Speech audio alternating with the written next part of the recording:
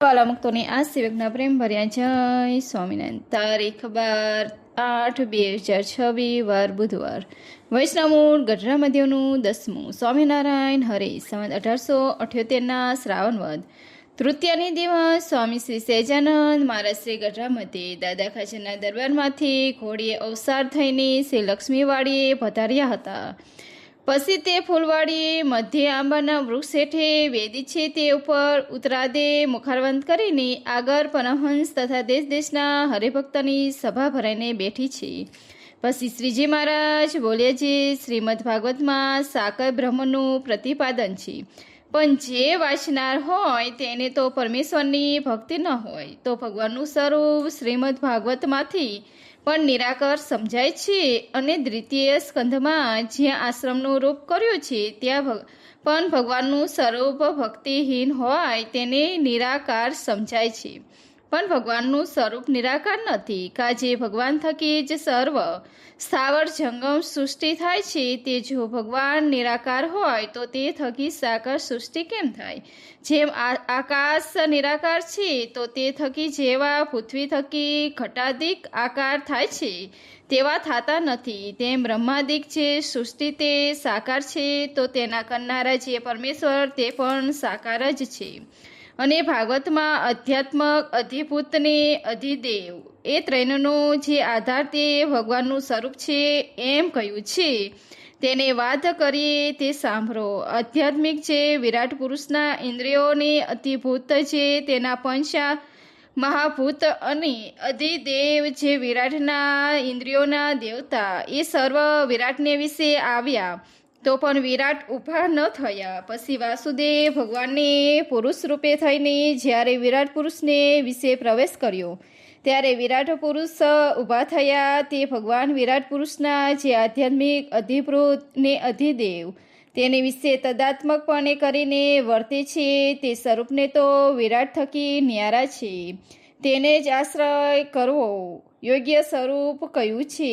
અને જેમ અગ્નિ છે તે પ્રકાશ સ્વરૂપે તો અરૂપ છે ને અગ્નિ પોતે તો મૂર્તિમાન છે. તે જ્યારે અગ્નિને જે અર્જુન થયું હતું ત્યારે મૂર્તિમાન અગ્નિ શ્રી કૃષ્ણ ભગવાનને અર્જુન પાસે આવ્યો હતો. પછી જ્યારે ઇન્દ્રનું ખાંડવન બાવરો ગયો ત્યારે તે જ અગ્નિ જ્વારા રૂપે થઈને સમગ્ર વનમાં વ્યાપ્યો.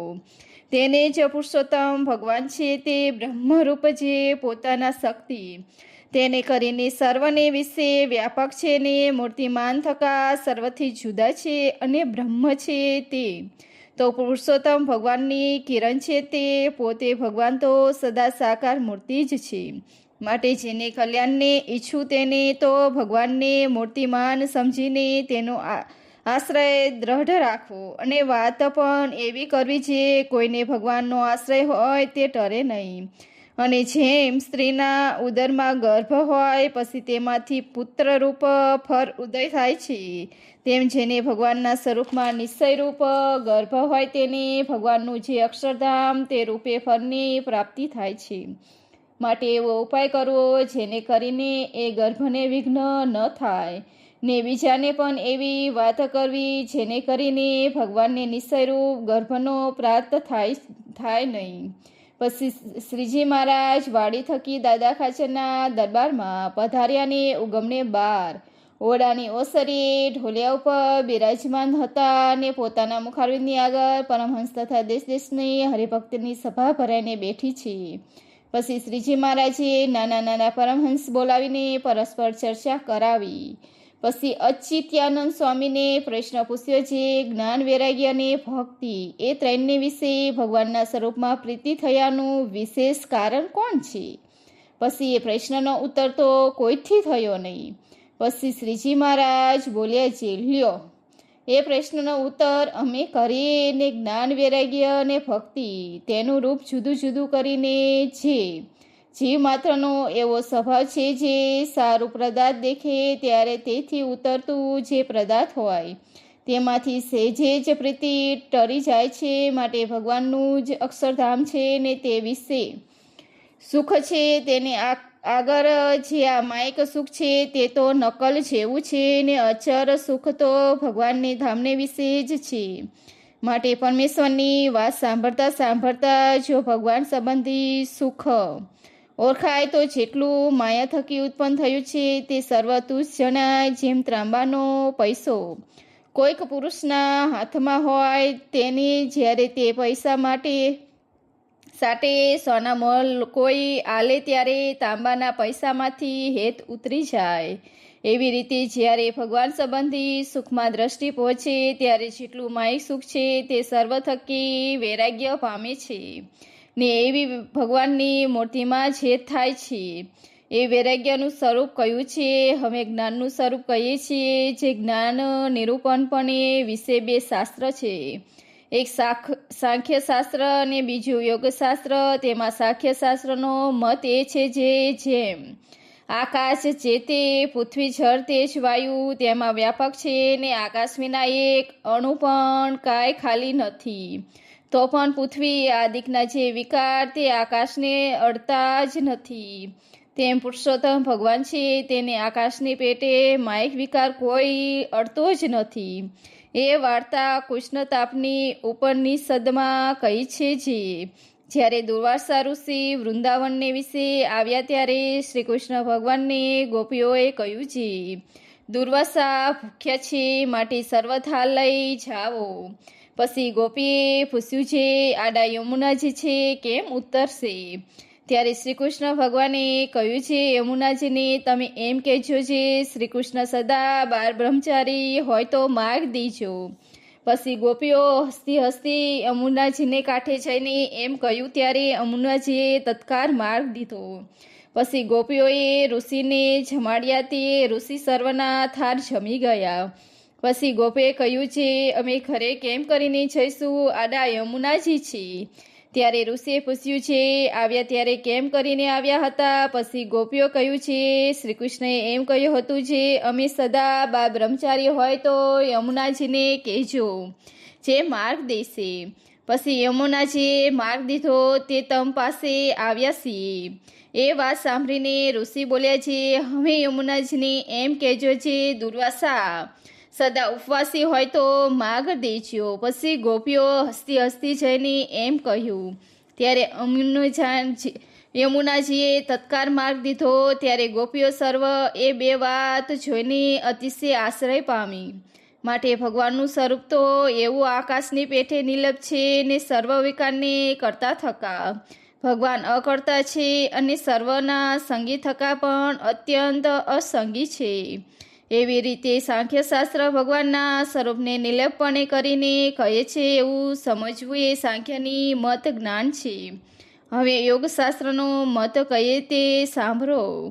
યોગનો મત એમ છે જેને ભગવાનનું ધ્યાન કરવું હોય તેને પ્રથમ દ્રષ્ટિ સ્થિર કરવી.